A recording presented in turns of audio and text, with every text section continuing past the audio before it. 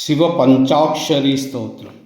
नागेन्द्रहाराय त्रिलोचनाय भस्मांगरागाय महेश्वराय नित्याय शुद्धाय दिगंबराय तस्मै नकाराय नमः शिवाय।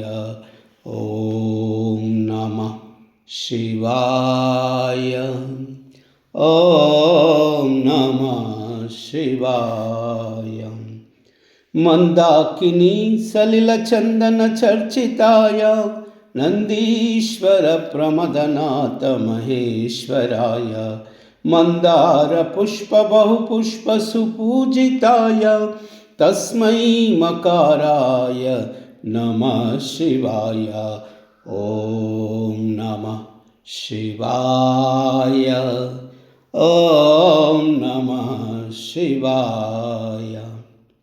शिवाय गौरी वदनाब्ज भृंग सूर्याय दक्षध्वरनाशकाय श्रीनीलकंठाय वृषभध्वजाय तस्मै शिकाराय नमः शिवाय।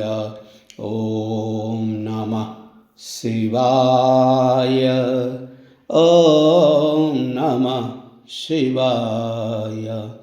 वसिष्ठ कुंभोद्भव गौतमादि मुनीन्द्र देवार्चित शेखराय चंद्रार्क वैश्वानरलोचनाय तस्मै वकाराय नमः शिवाय। ओम नमः शिवाय। ओम नमः शिवाय।